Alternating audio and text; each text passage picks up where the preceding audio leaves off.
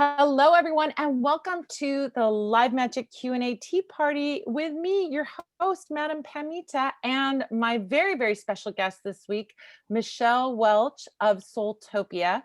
We are so excited to have you here for this beautiful, amazing, wonderful chance for us to get together once a week where we answer your questions about spirituality, magic, law of attraction, divination. I mean, you name it. We got it. We're going to take care of you here and we're going to answer your questions. If you are watching this on YouTube and you're seeing it in a replay and you'd like to join us live, it's a very easy thing to do. All you have to do is go to spellsquad.com. And if you go to spellsquad.com, it will take you to the page on my website where you can sign up to be on my email list. Once you sign up to be on the email list, you will get a link and you'll get a notification every week that we're going to be where we are on Zoom. And so you can join us live. We meet every Sunday at 5 p.m. Pacific, 6 p.m. Mountain Time, 7 p.m. Central Time, and 8 p.m. Eastern. And we have a great time. We do every Sunday except the first Sunday of the month. First Sunday of the month is my paid workshops. And next Sunday, we're going to have a paid workshop because it's the first Sunday of December. December 6th, we're going to be having the workshop called Advanced Candle Magic Secrets. Secrets of Advanced Candle Magic? No, Advanced Candle Magic Secrets. I come up with these names and I don't remember them. Advanced Candle Magic Secrets, which is going to be an amazing 2-hour workshop where we're going to be learning about multi-day spells, multi-candle spells, advanced spell timings, how to read wax, how to read smoke, how to read flames. I mean, we're going to get into all of that advanced candle magic stuff. If you want to know about that and you can't make the workshop, because we're running out of spaces, by the way, if you haven't signed up, you better do it soon because we are almost at our limit. We do have a limit on the spaces that we can have in that class. So if you haven't signed up, please go over there and do that now. You can find it by going over to my website, parlorwonders.com, going to learn, and then going to make magic with me. That will take you to the workshops. If you don't get in, don't worry, because what I'm talking about in there is in my new book, The Book of Candle Magic, which is out now. You can get it at all of your favorite places, including Soultopia, right? Yes. Michelle is the owner of Soultopia. So let me tell you a little bit more about her, and we're going to talk about her shop, and we're going to be talking about her amazing new book that's coming out in January, right? It's coming out in January 8th. Yeah, it's oh the my official gosh. date. Yeah. Oh my gosh, so exciting. It's like you're in the last month of gestation. Your baby's about to be born. You're 8 months pregnant. That's what you are. Yes.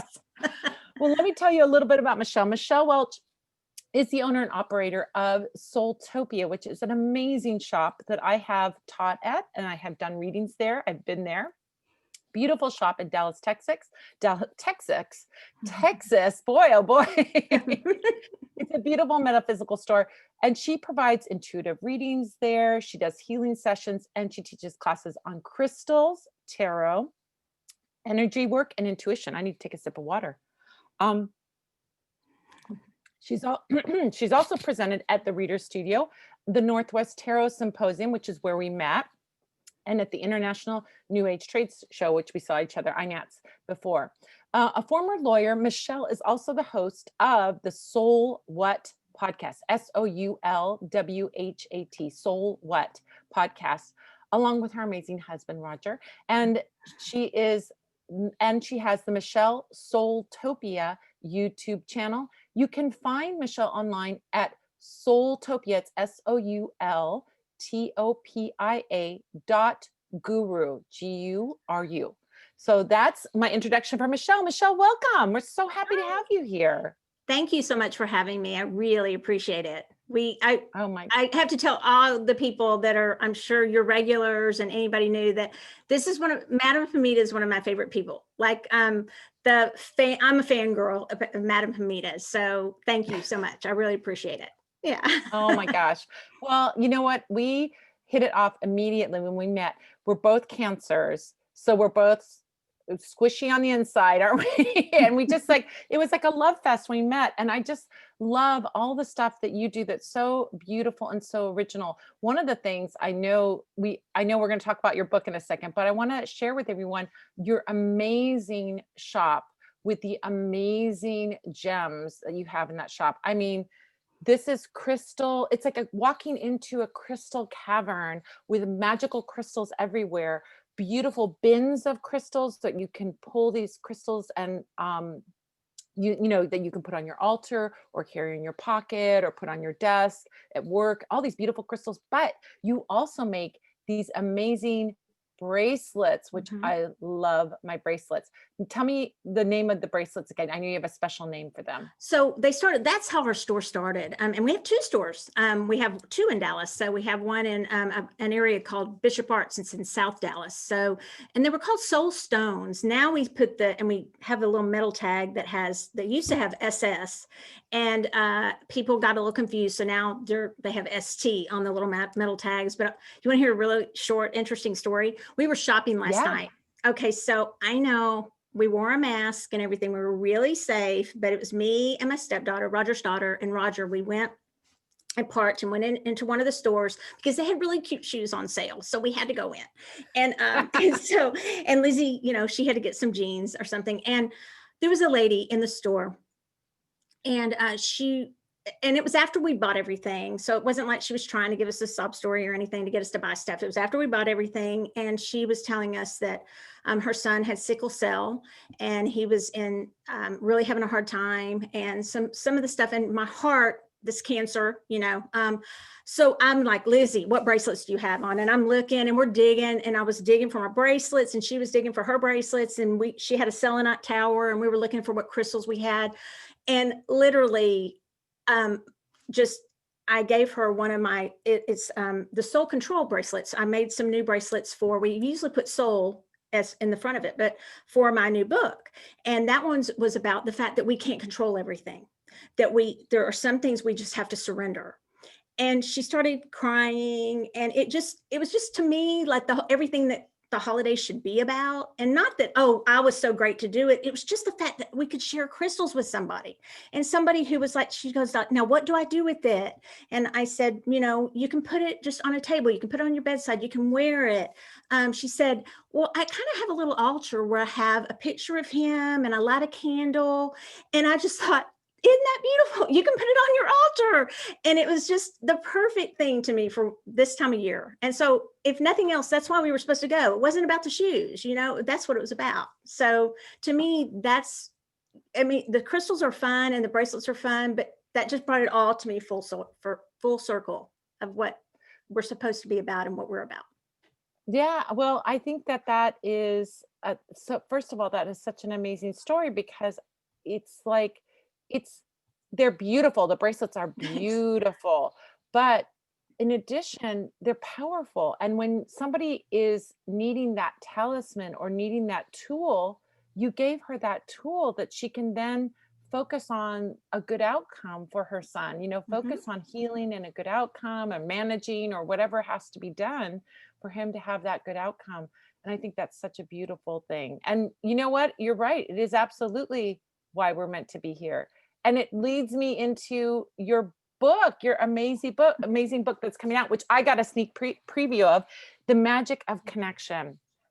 So should I tell them a little bit about what I know about this book, or do you want to just jump right Go in and for it. tell them Yes, please. Go for it. well, I know, but as I have read the book, that this is a book about cord, instead of cord cutting, it's about cord healing. So it's about our connection to others, and instead of cutting those cords, how we can heal those cords as an alternate. I think cord cutting is something that is necessary, but a lot of times people use it willy-nilly, and they're kind of, I feel like, when I think about it, and then when I give some thought to what you're talking about in the book, I say it's like they're missing out on the blessing of something by doing a cord cutting. Because sometimes in these really challenging relationships that we have, there can be a blessing. Mhm. And I don't know, that was my takeaway from it. What do you think? No, so perfect. That's exactly. So it has that in it. That's an aspect of it, is the cord cutting. And to answer that first, or to respond to that, I agree with that. And I think there are times that people are still not going to be ready to transmute or change energy, magic, which is magic. they're not going to be ready to do that, including me all the time. I mean, I might not be ready yet. So I still may try to cut those cords, or I still may be so angry about something that I'm still in that place. And I still may need all the protection and all the things that we need to, and and it's not saying we shouldn't have boundaries, but all those protective mechanisms that we're used to using. But everything I read, the reason I wrote the book was everything I read, especially for empaths. Okay. And people would come into my store saying, I'm an empath. I can't do this because I'm an empath. Like me going to the mall, not having to do with COVID, but I mean, having to do with negative energy. I can't.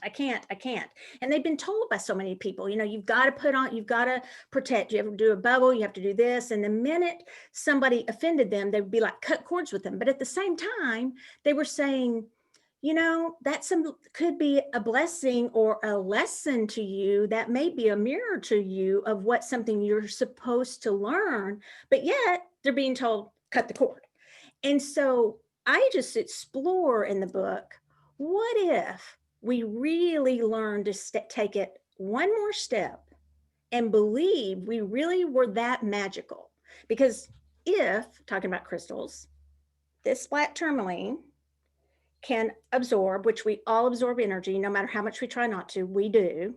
It's on some level, right? We forget to put the bubble up or whatever, we absorb, and it can deflect and it can transmute energy. That's what I tell everybody who comes to my store. And I just thought about it one day and I thought, well, heck, if it can do it, why can't we? And so that's what I'm saying, that we still may have to do some of those other things. And those, we don't throw all that out the window, because if we did, I wouldn't need a store, right? I wouldn't need to sell Yeah. anything in my store. We just do it. And we learn to magically just do all of this on our own, but we need help. And so that's what the book was. And it takes us through, I kind of, because I'm a lawyer, make that whole case for why maybe we should look at things a different way and take it to that actual transmutation, which is another word for magic. Yeah. Well, you might explain to people too what cords are, because I'm well versed in it. You're well versed in it, but not everyone may understand what it means to have a cord, or to do a cord cutting, or to do a cord healing. So do you want to explain that for everyone so they get a little idea of what that is?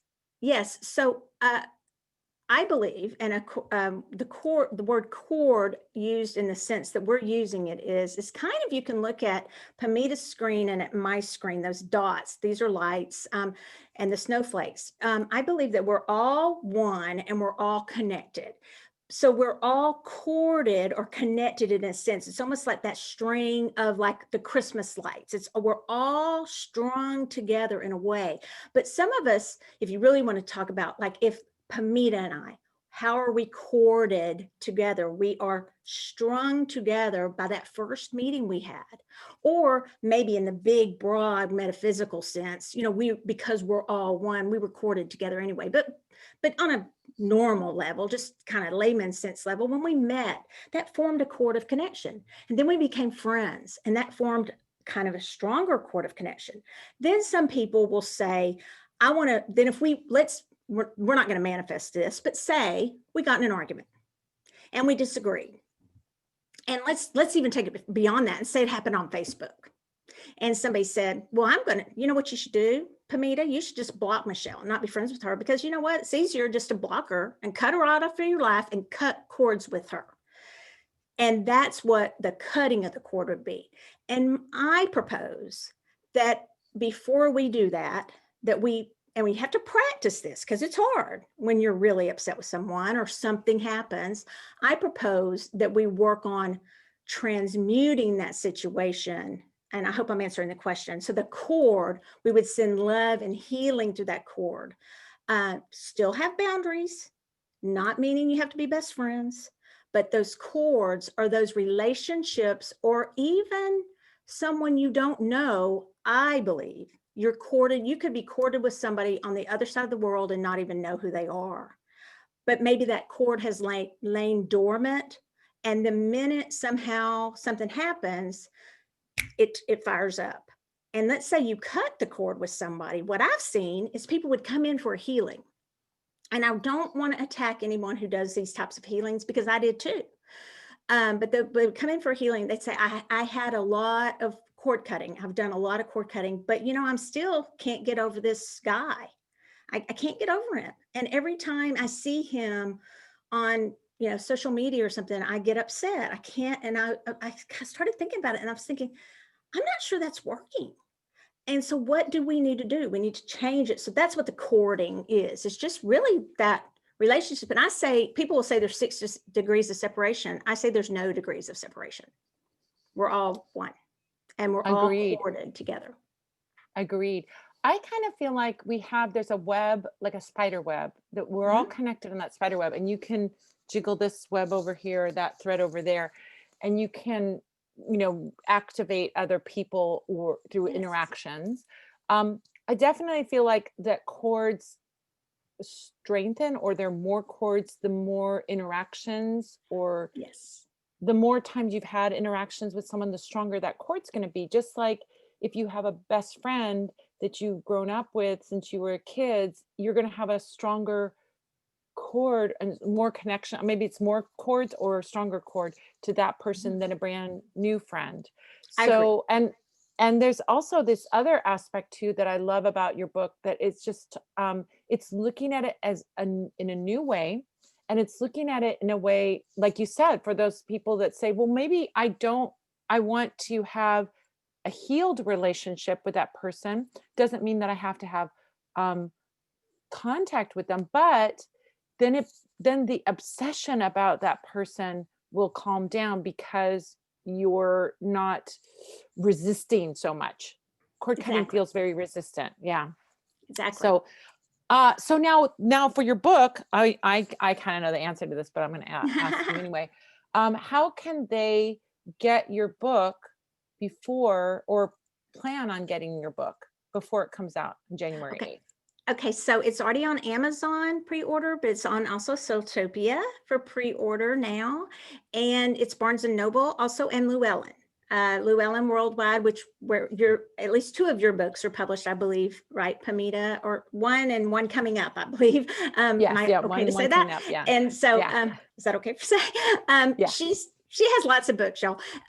So hers are with Llewellyn. So through Llewellyn, you can, I believe, get it there too. So, but Soultopia, they're available, and online and Amazon already. You can pre-order them. And I really appreciate either of those places. Would be great. Barnes and Noble.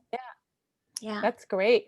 And I have to say that those pre-orders are super helpful. And so if you are interested in this, because this is the only book out there that's like, it is a completely unique book. I have never seen anything that has any, that takes that stance or looks at it so deeply as your book. And so if you're interested in this, if you're interested in doing healing work, if you're interested in healing your own relationships, I would just encourage you to pre-order this book.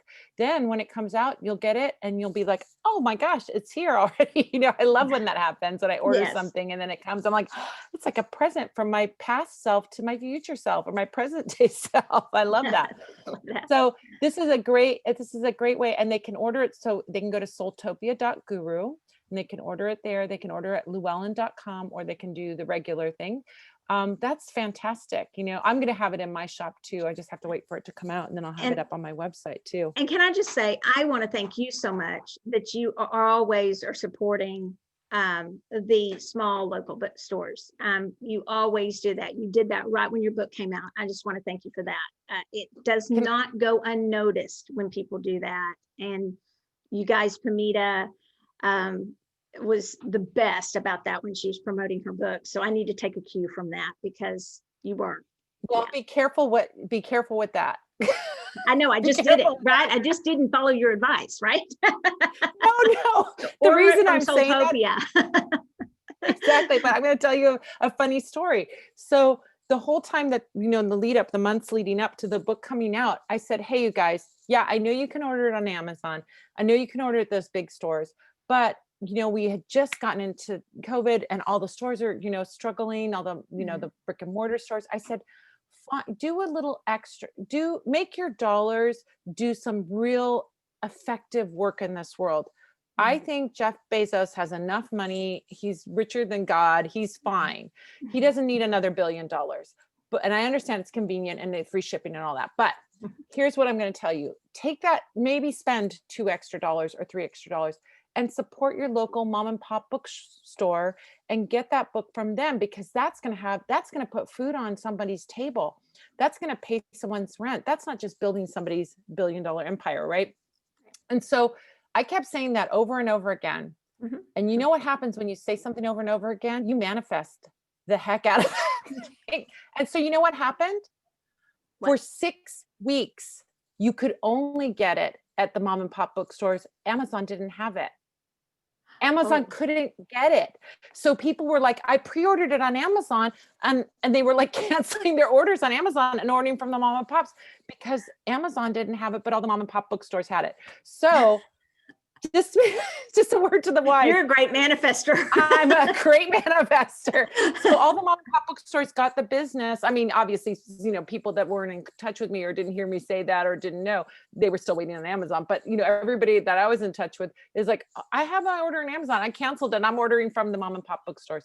So it's been, so that's been a funny thing. So just FYI. Okay. But thanks. having those mom and pop bookstores, I don't think was a bad thing. And I think Amazon will catch up and Amazon will be fine. We don't have to worry about them.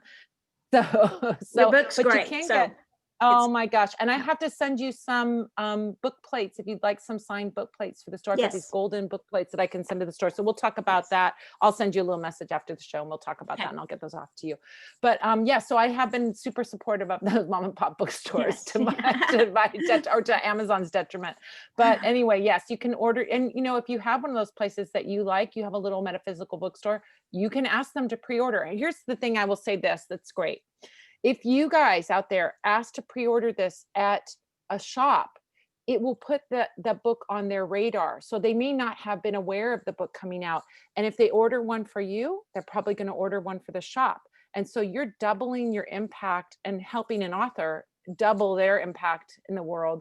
And so it's good for everybody all around. And you're going to get an amazing book and you're going to feel good about what you did because you supported that little small business. So anyway. So do you want to first of all, I'm going to say, we're going to do a little reading at the end of the show here today. And so, Michelle's going to do a little reading. Are you going to do a tarot reading or what are you going to do? I'll do a tarot reading. Okay. Yeah. Yes. All right. So now we're going to have everybody put their ticket in for the drawing. So what is your favorite emoji? I am going to say tonight the blue butterfly, because that's a sign of psychic and transmutation. I love that. Yeah. All right, guys. So you know what to do. Put either the blue butterfly emoji. I think there's only blue. We don't have other colors. I think that's the only one. Yeah. Yeah. I mean, so what other one emoji. Or you can type the word butterfly, or you could do blue butterfly if you want to do that. I think, and that will put you in the drawing for that. And we'll count up and we'll have her pick at the end to do a reading. We'll do a little mini reading. So yes, if you can't do emojis, don't worry. You just write the word butterfly. We know you're registered for it. So great. All right. So let's get to some questions. I'm going to look to see, I'm going to go scroll back through all those butterflies. We got a lot of people here today. This is great. So we're going to talk about some of these questions and I'm going to bring them up and we'll give you first shot, Michelle, and see what you have to say. So this is a great question for Michelle. I think it has to do with your book, a lot with your book. Nina says, I'm so happy to be able to join y'all this weekend. She said, y'all. Oh, Texan, Southern, somebody. I have noticed that within many spiritual communities, the topic of relationships and codependency is heavily discussed. What are your thoughts on unhealthy codependent people using coercive magic? Wow, that is a really deep question. Wouldn't that make their codependency worse? How do you surrender to the universe, like in The Secret, if someone is using coercive magic? That is boy, we could spend the whole time talking about that. So let's talk about that. What are your thoughts about that, Michelle? Okay. So here we go. I feel like I want to always start with myself. Okay, so my book is about, so tell me if I'm off the subject here, but I always tell people in my store, I want to manage my energy first before I start managing anybody else's energy. And so, and I feel like I never want to be judgmental when I say that, but I think there's so much time spent on managing everyone else's energy and what they need to do and how we want them to feel and what we want them to do, even in our manifestation. Okay, whether even it's coercive or not, just we spend so much time on that we're not managing ours. And that is giving our power away. And that is codependency, right? We're just giving our power to somebody else when we're not managing ours. So I say, let's all start, if we would all start managing our energy, and that doesn't mean just being good people, it just means manifesting the best and highest for ourselves, then we wouldn't have to worry so much about manifesting the best and high. And it sounds selfish, but it's not. It's manifesting the best and highest for ourselves. Then we can begin manifesting the best and highest for everybody else. And I don't think we would have to do as much of any of that coercive stuff at all. Is that? Yeah, 100%. I mean, it's very interesting because I will not say to someone, you cannot do a coercive spell, because my clients, my spirit guides are not my clients. My spirit guides say it is a step in the ladder to do coercive magic. I don't think it's the highest vibration to do that very coercive magic, but it may be getting someone somewhere that they need to go, right? Right. Mm-hmm.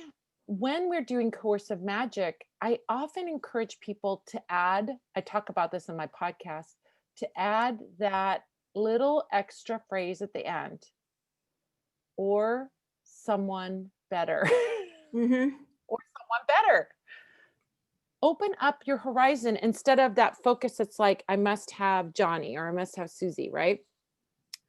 To say, well, I must have Johnny or someone better. That really opens it up, because in my opinion, when we're manifesting, we're working with your higher power, God, the universe, goddess, whatever you know that force is out there, right? We're working together. The force out there has more information about some things, and I'm better at some things. I'm better at the action part. The force out there is better at leading me to the best and the highest.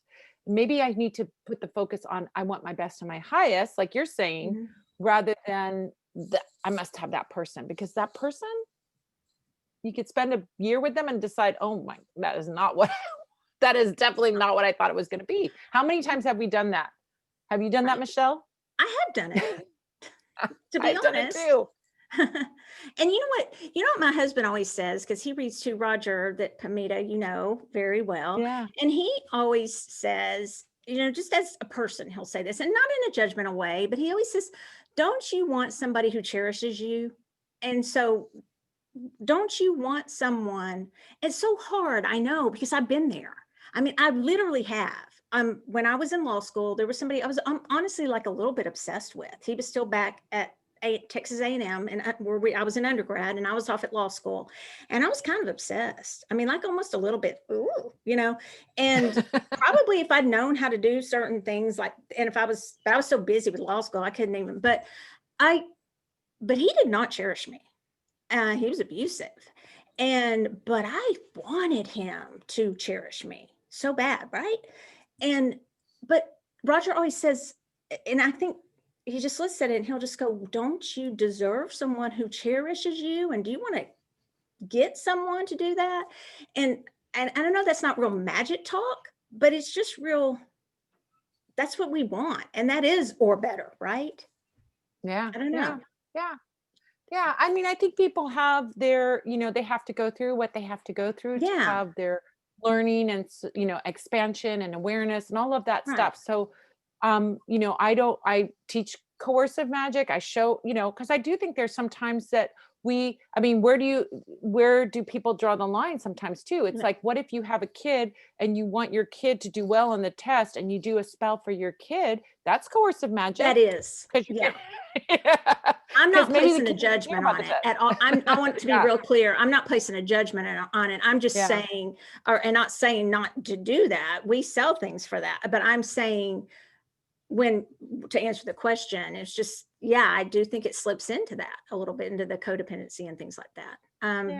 And hopefully, like you said, that ladder to where we're getting better and evolving with it, but I don't. Yeah. With my clients. Yeah. When I have a client that's like, I must have Johnny or Susie, and I go, okay, well, could you add this to them to spell? Half of them are and half of them are no. I only put Johnny or Susie. I'm like, okay. So, here we go. So I feel like that expansion of understanding that maybe that isn't your highest and your best, and you want your highest and your best. Yeah.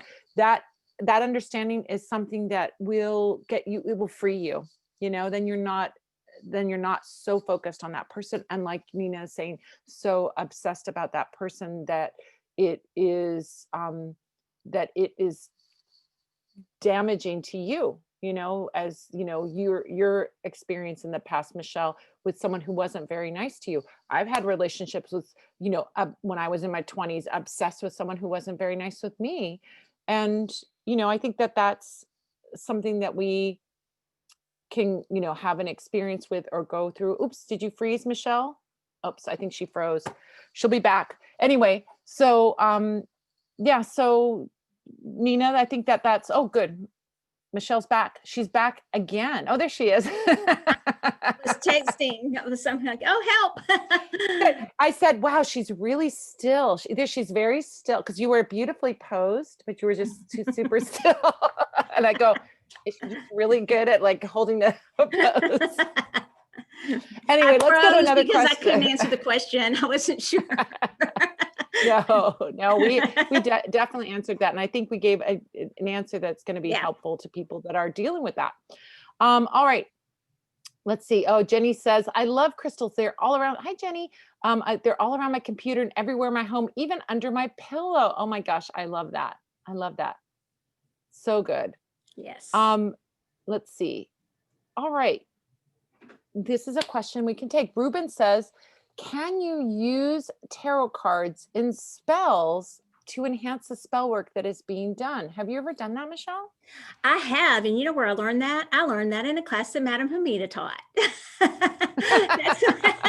So the answer is most emphatically yes. And if you want to take a good class on that, Madame Pamita teaches it. So yes. In fact, I'm teaching that one in January, first Sunday in January. That's going to be the Tarot Spell Packet class online. So if you want to come and learn how to do spells with tarot, not only that, but like really make an artifact out of a tarot card, we're going to have a lot of fun doing that. But that's only one way that you can use a tarot card in the spell. There's all kinds of ways. And I might talk about that in the class, how to use tarot cards and spells. Yeah. Really thinking about, instead of thinking about the tarot card being a thing that's giving you information, how do I use it as a point of attraction or point of manifestation? So it's kind of a different energy, a projective energy instead of a receptive energy, which is interesting. I remember in that class, actually mine, I was pretty upset about something, and I got mine out the other day, and mine was like, you talk about coercive. Mine was like, woo, there was some stuff going on, and I was trying to remember what was going on, but it was like the I think it was a 10 of swords, and I was doing some stuff, and so I don't know what, I can't remember, but it must have worked. Because you've forgotten about it. Yeah, I mean, you're whatever it is, you cut that tie to whatever it was. Hey, I did something, so it worked. But yes, you can definitely do it, and her class is great. So. Yeah. Oh my gosh, that is so funny. Well, that's a perfect question. All right, so Kelly has a question.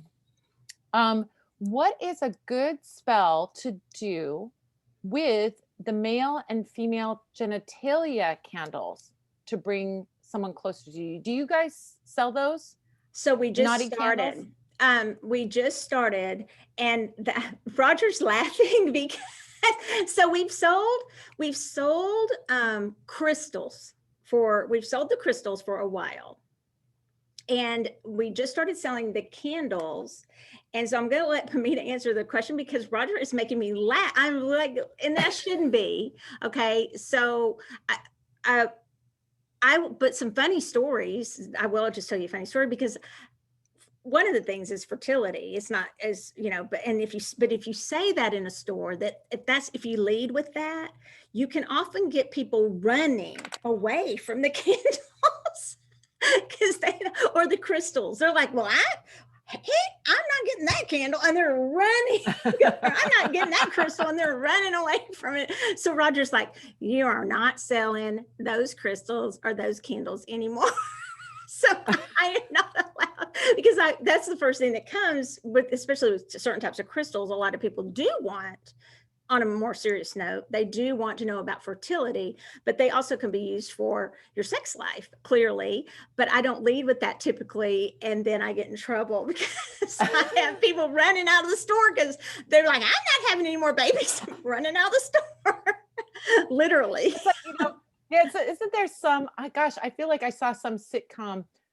Am I dreaming that I saw a sitcom where or maybe, I don't know, maybe it was in my real life, which is like a sitcom. That there was a fertility statue, and if you touch this fertility statue, you would get pregnant. And so nobody wanted to touch it because it probably was in my store. Because I swear it happened. I mean, I've said it with some crystals, and I've said it with certain crystals, and literally, like, because we have multi sizes, multi kinds of all the crystals, and candles. Roger, you just got all the candles, right? And so but I'm not allowed to sell them. Well, fertility is for sure one of the ways that you can, work with those candles, but it can also, as Michelle pointed out, can be about sex life and about, having a satisfying sex life. It can also be used for attracting a partner where the primary energy of that relationship is sexual. So maybe you're not ready for, or this isn't a time in your life, you just want to have fun and you don't really want to have a commitment. That can be a great candle spell to do there, where you're attracting someone just for a sex partner, to someone to have fun with, or multiple sex partners. Sometimes people are wanting to have, lots of girlfriends or lots of boyfriends, and that can be another way to work with that candle. It can be also for, it can also be for, and there's something else that popped in my head and now it just popped out again. It can also be for about you projecting that sex appeal. It doesn't necessarily mean having, sex. It can be just, maybe part of your job. You're an entertainer or you're a performer and you want to exude that Marilyn Monroe sexy thing. Then you can use those candles to exude that sex appeal, not necessarily that you're going to act on it, but that you're going to have that energy where people are very, very attracted to you because in that way that they're attracted to you. So they can be used in a lot of ways. And if you want to bring someone closer to you, remember that that primary energy of that candle is sexual energy. So you can bring someone closer, but you would have to sort of be very specific that you're bringing them closer using sex to create a relationship of the heart. So you're using that avenue to get there. Like that's kind of what I think that you need to be very explicit in saying that, because they could just see you as a sex partner if those are the candles that you are using, unless you're very specifically saying, yes, they're going to be sexually attracted to me, but they're going to want to be in a relationship with me. You need to sort of add that on, because those candles symbolically are not about marriage, commitment, settling down, romance. They're about sex. So that's the avenue where you're getting that person to come to you. But unless that is your be all and end all, I think you need to add another element to it too. So I would add that all that would apply to the crystals too. So if if you're the candles, or if you want to go the crystal route, I would think everything you just said could apply to the crystals too, because people often think it's just funny or think, why do you have those crystals? And I've actually seen a store that I was buying with one time. Was a different place, and they just have different beliefs and whatever. And they're like, well, why are you buying that? And I'm like, oh no, these really legitimately have good purposes, and they're not it's not trying to be crude. These are real, genuine purposes that you can use. I even think, I don't know about candles, you can tell me, Pamita, but even with the crystals, these can be used for healing. So for healing and setting, depending on the intention you set with the crystals, and I'm assuming the candles too, you could set intentions for healing regarding certain things, let's say a sexual healing type of healing. Yeah. I would think. Yeah. I mean, yeah, for sure. I mean, with definitely supporting like a physical healing if there's something physical that's going on. And if there's emotional baggage that's around sex for you, you can heal that emotional baggage or trauma. Exactly. You can work with that candle that way, and that can be very, very good. So same thing with the talisman of a crystal. I remember those crystals in your store. You could carry them in a little bag. It doesn't have to be something that is even out there. If you want to put it in a little flannel bag or a little bag and keep it with you, or keep it hidden, or hang it from your rearview mirror of your car, put it underneath your pillow, or do anything like that. I think that's another great way. Carry it in your pocket, and that way you can keep it there, but not really have everybody be like, "What are you carrying that thing for? Yeah, What is that doing now?" Yeah, but it was really a good question, actually. It's a very good question. Yeah. All right, let's see. Okay. Here's a good tarot question. Rose wants to know. She says, "Hello, everyone. Thank you for this friendly community. We are really a friendly community here, and I love the way everybody in the chat helps one another, and you guys are so sweet with one another. Um, what is a good way to use tarot cards to guide myself daily or weekly?" What do you say, Michelle? Do you do a daily card? I do. And I'm going to say that there's some days I don't. There are some days that I will skip. Okay, just like everything else. I'm not always completely religious, and I'm not hard on myself when I do skip. But I do try to do a daily card, just to. And for me, it's. And she said, "What is a good way to use the tarot?" And so I will pull a card, and I'm more into tarot that personally than I'm oracle cards. That's just me, because now that I know them, but I have them all because we sell them in the house. So it's the store. So it's one for me, and then, for the store. I get them because I want to see, do I like them? Do I want to sell them? What can I tell people about them? But I will pull a card for the day.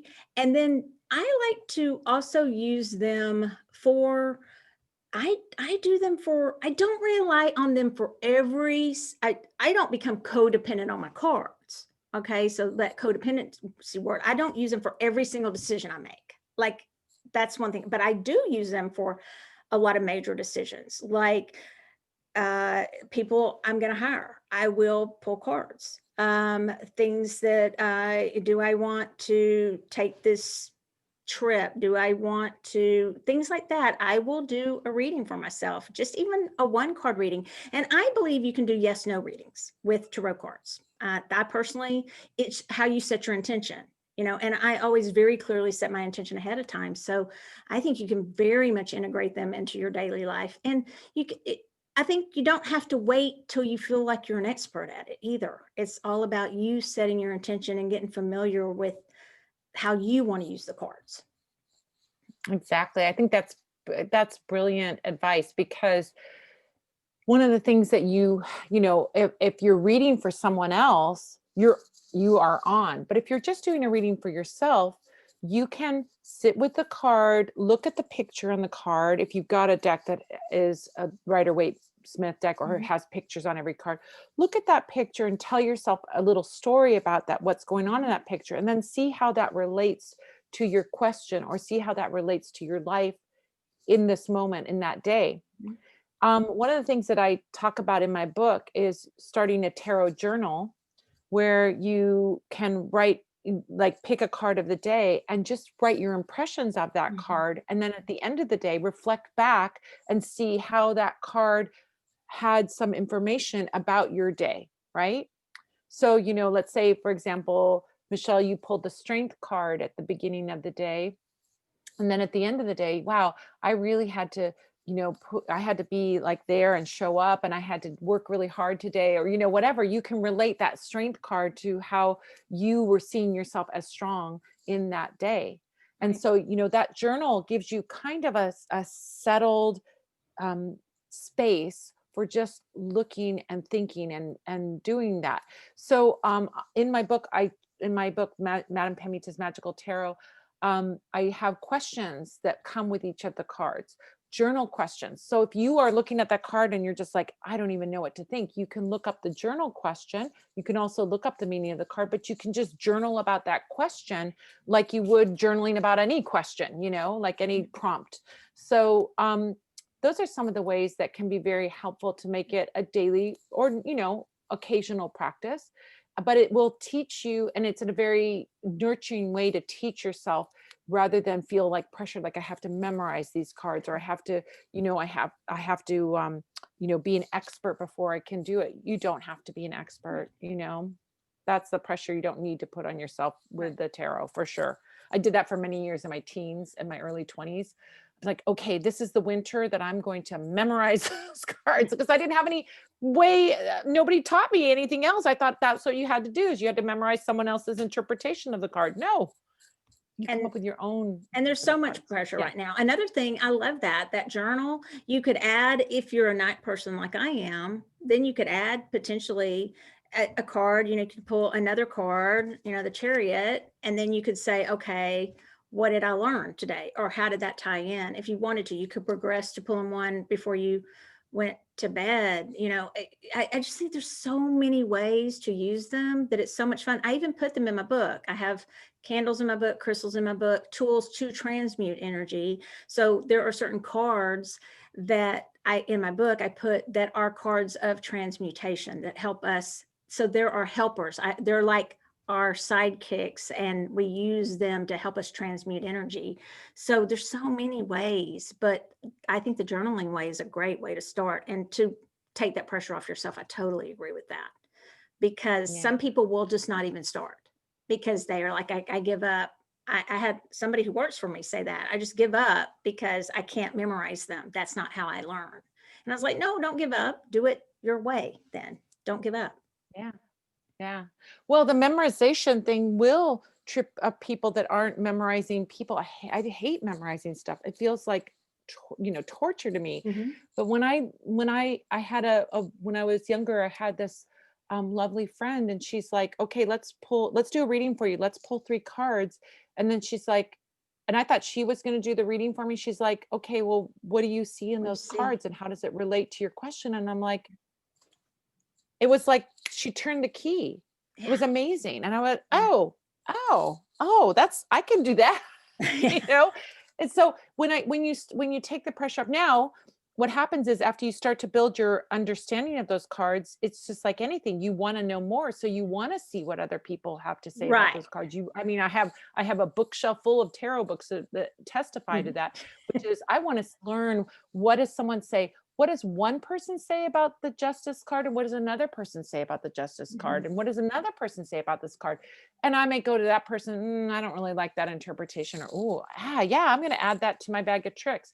Now I get readings from other people. When I get a reading from another person, I learn their interpretation of the card. And all of it adds up into a really rich, deep understanding of each of those cards. So it can be really, really, really cool to do that as well. Yeah, because I do believe in those archetypes and those deeper meanings that, as we layer and do learn, because anybody who works for me will say, she's full of it. She wants us to learn about it. And I do. I do eventually suggest really trying to learn the meanings and the archetypes. And eventually, I think, if you want to go deeper with it, that's important. The universal consciousness connected to those cards. I think eventually that is, getting a book like yours, which I love. And I'm not just saying that, Roger. I mean, I love that book, and it made it so it wasn't just memorizing. You told a story. You helped learn those meanings. So however you learn best, whatever your learning style is, to implement that into it too. If it's recording and doing it, auditory, if you have to act it out, whatever it is, to learn it that way. But I have to admit that I do eventually think learning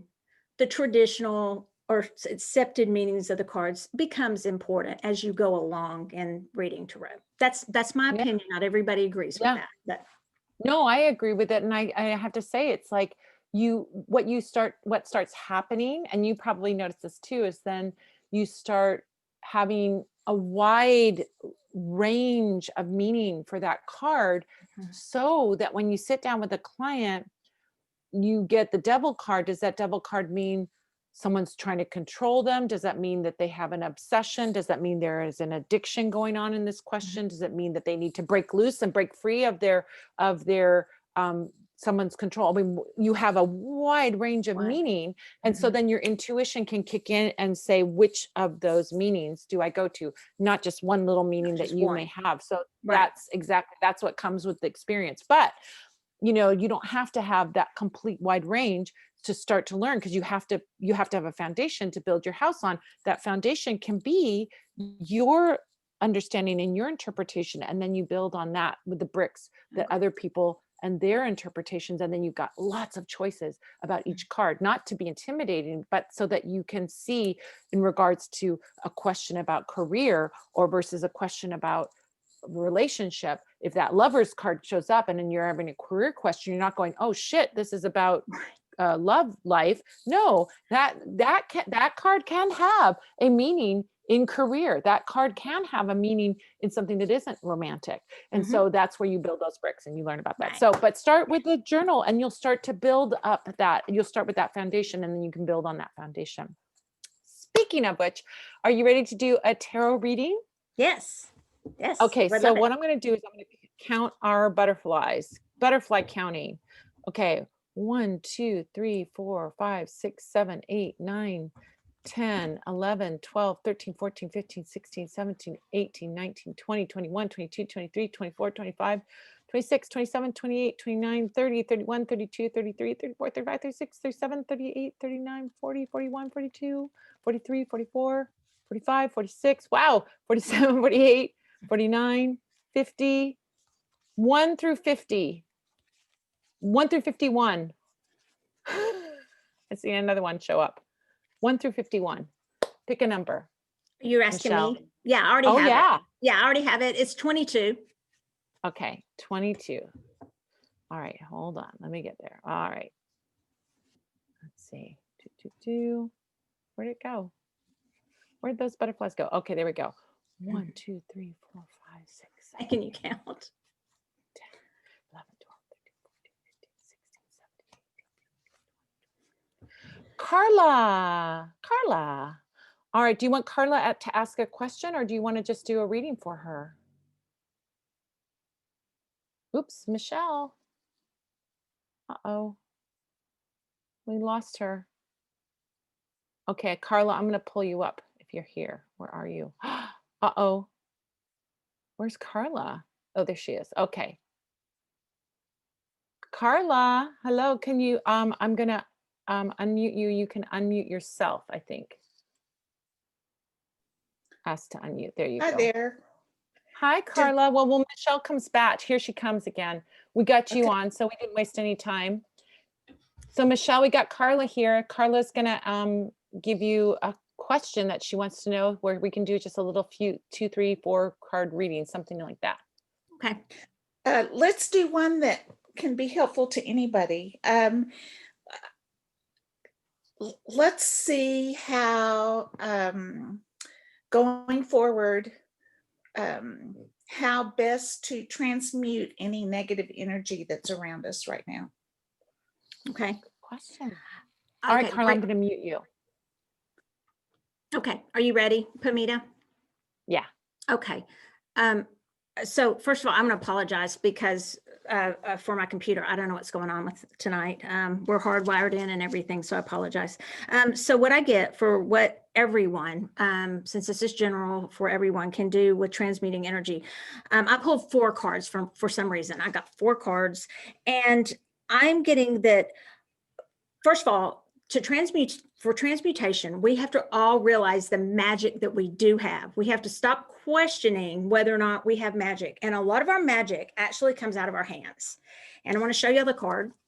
I'm reading from Chris Ann Donnelly's. She's a precious person. This is her Light Seers Tarot. And I hope y'all can you see that?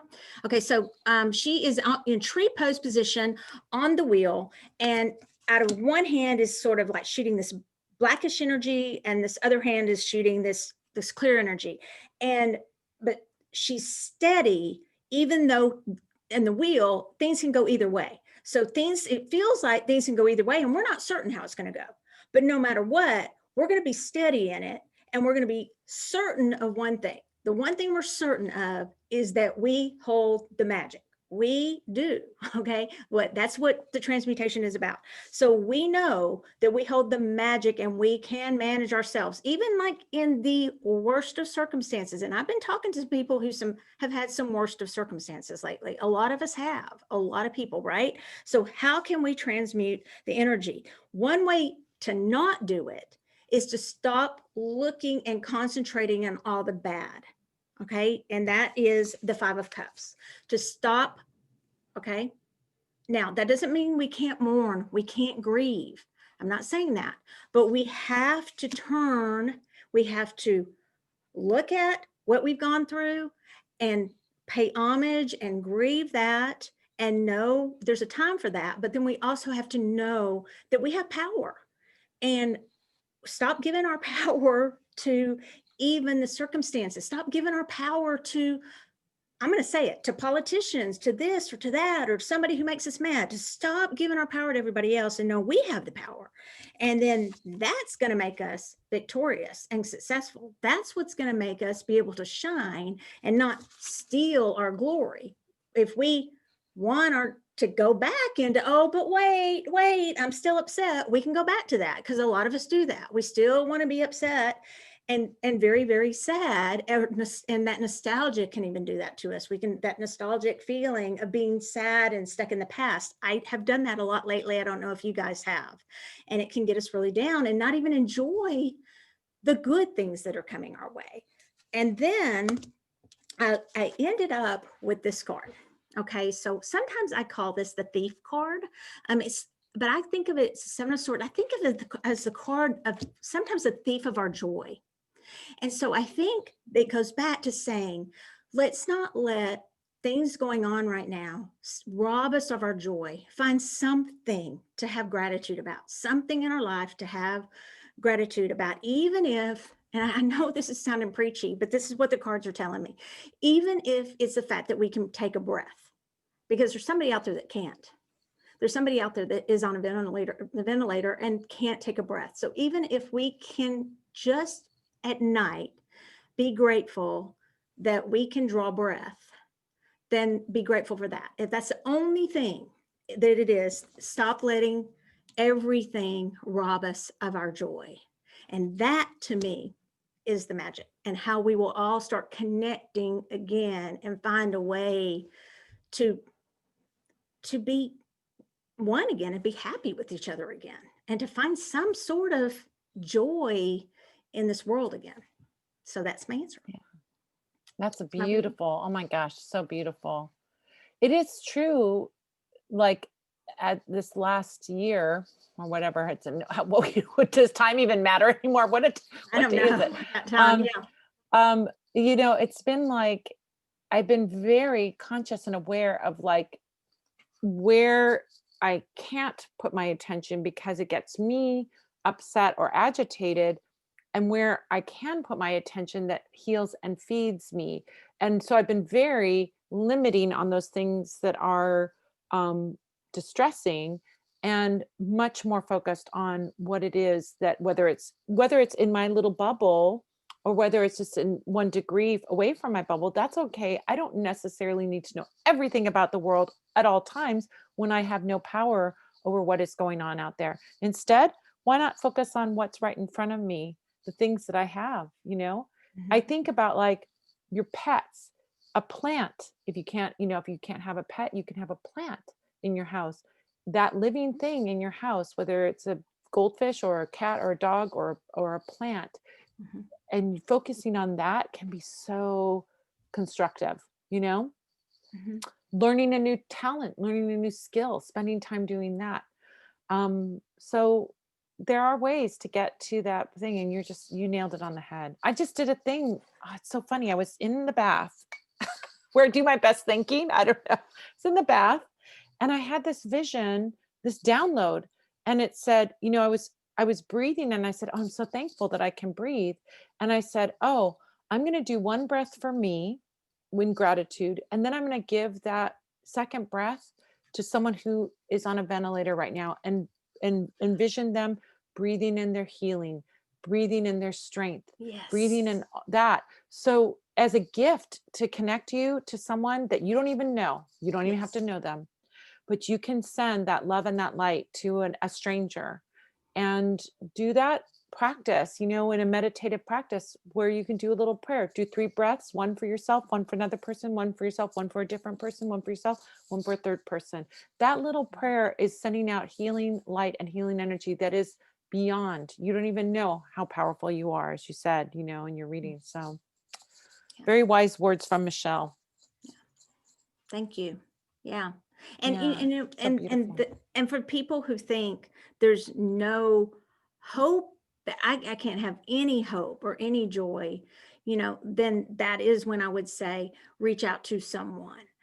Reach out to someone, even if it's whomever, and we will connect you with somebody who can get you help and get you hope, because there's a lot of that right now too. I did draw. Was wanting to draw from our Soultopia cards, our crystal cards. We have them at the store. And I drew Smokey Quartz, which is a crystal of grounding and protection. In my book, I also talk about grounding between heaven and earth. When I think about grounding, if you just ground to the earth, sometimes you're like one of those big things, those balloons that just go around like that. So I always ground to the earth and send her some energy, not just take energy from her, but actually send Mother Earth some energy also, and then ground up where you think you are in the heavens or from the universe. Like just imagine where you're from and lasso around a planet or a star, and then give it a little tug, and then you're grounded between heaven and earth equally. And so I think of the Smoky Quartz, that's that protection, that's giving you sort of that grounded ascension, but don't ever forget to ground, like I'm looking at your snowflakes and these lights back here, ground in the heavens too, and then you're equally grounded in both places. So I think of that too in the reading. So beautiful. So beautiful. I love that. Oh my gosh. Well, that's good for all of us to do right now. Before we go, it's time to go. Believe it or not, that hour goes so fast. I want to say, first of all, thank you so much, Michelle. I just adore you. And I'm Likewise. So thankful that you are in my life. And I'm so happy that we got together. And I'm very excited about your book. Everyone, go out there and pre-order The Magic of Connection, and by Michelle Welch. And you can find it on, go to your local bookstore, but you can also get all the other places too. And you can get it at Soultopia. You can get signed copies at Soultopia. Are you signing them? Yes. There you go. You can get your signed copy, which I've been telling people, those first edition, first printing signed, if they're going to be a magical book collector, that's what you want. So pre-order it so you'll get that first printing, not a second printing or a third printing. You want that first printing. All right, you guys. Well, thank you so much. Next week, there is no live magic Q&A. It is going to be the Advanced Candle Magic Secrets class. So if you want to sign up for that, go over to parlorofwonders.com. Sign up, go to learn, and then go to Make Magic with Me, and you'll see the place to sign up. It's $40. It's a 2-hour class, a 2-hour intensive. You are going to get way more than $40 worth of information that is going to advance your candle magic. It is going to be a fun class. We get together, I answer all of your questions about candle magic.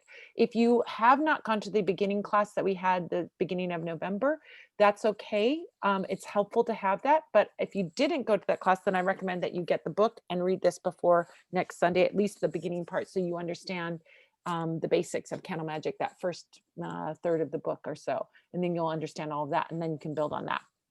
And if you already have a candle magic practice, you're probably in good shape. So anyway, well, thank you again, Michelle. Tell Roger I said hi again, and thanks for today. He's so lovely. He's always such a help.